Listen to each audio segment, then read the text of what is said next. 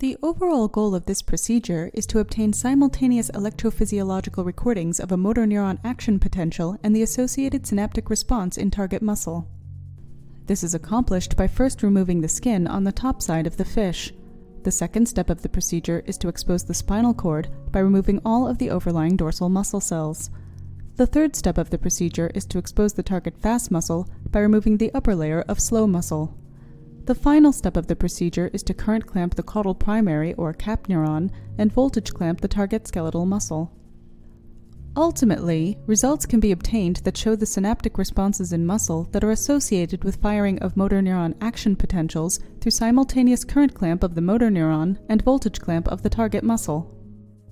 Larval zebrafish offer a combination of advantages that facilitate paired motor neuron skeletal muscle recording.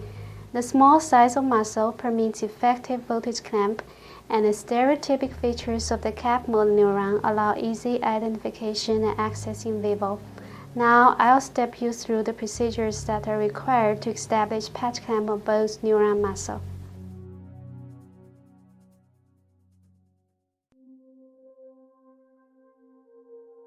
Prior to beginning the procedure, prepare 5 key solutions, which include bath solution with tricaine, bath solution with formamide, neuron internal solution, and muscle internal solution.